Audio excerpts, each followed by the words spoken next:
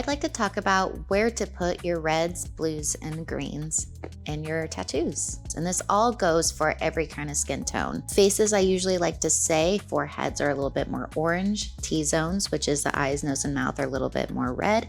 And jawlines have a little bit more gray or bluish in them.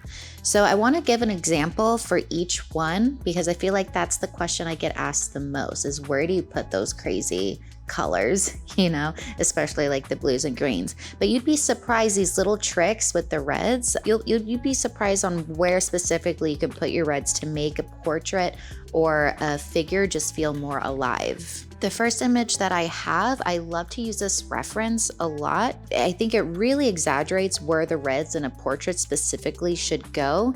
And one of my main things that I do with every single portrait that I do is make sure that I use a red or a tangerine color without mixing it in anything, but just straight up using those two colors to put it in right here in the tear ducts, as you can see very clearly on this image. Any places where skin is on top of skin, whether it's an arm against a side or a breast against a rib or thighs touching each other. In this case, eyelid right here in the crease, you see a lot of red in here. You also see red, and this is where a lot of people get it wrong, I feel, is in the nostril. In traditional fine art, black straight up is only used in pupils and nowhere else. Usually the darkest color besides black that they use in painting would be like an ultramarine blue mixed with a burnt umber. Nostrils, if you add black in there, it's gonna look like a hole is being punched through a paper. So instead, make your nostrils a deep red and then line it. And here's a trick that I love showing people, is after you have a deep red within your nostril, to line that whole edge of the shadow with a tangerine color. And that really just shows a transition from inside the body to outside the body. Again, if it's too black, if you put black in the nostrils in a color portrait, it's gonna look like you punched a hole in the skin. But this allows the look of blood flow.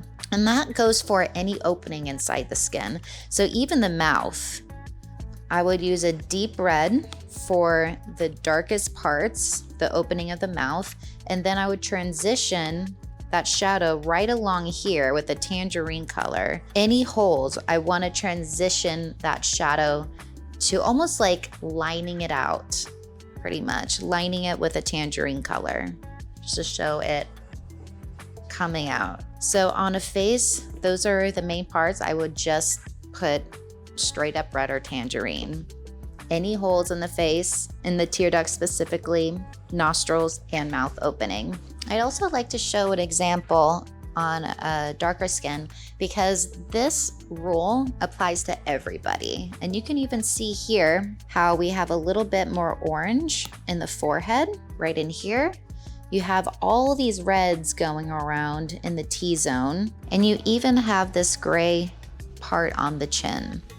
So having more oranges in the forehead, more reds in the T-zone, more grays in the jawline applies to anybody. So now we're gonna talk about where to put blues typically. When I say jawlines have a bit more grays in them, what I mean a lot of the times is I like to push blues into that gray. When I think of gray, I think of blues and greens, kind of cool colors. So anytime in faces or in portraits, I'm gonna put more blues and greens in the jawline.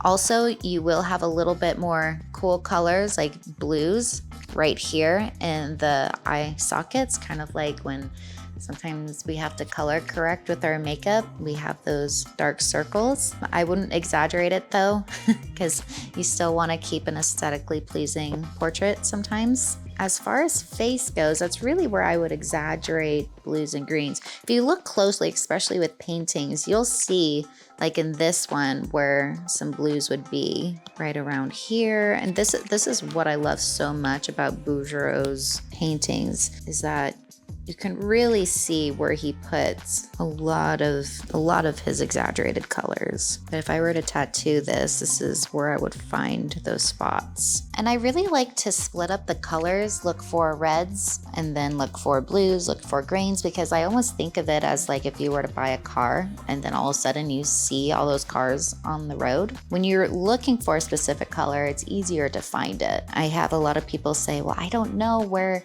I can't see the colors. I'll say two things to that. One, in the end, color is not as important as value. As long as your value is correct, then you have a great tattoo. And two, try looking at each color separately so you can look for that specific color instead of looking at a space and then trying to figure out what color it is out of blue. I think even here, you can still see like these main core shadows right here, and you see all this green going on right here on the edge. Even this main shadow, there's a little green over here.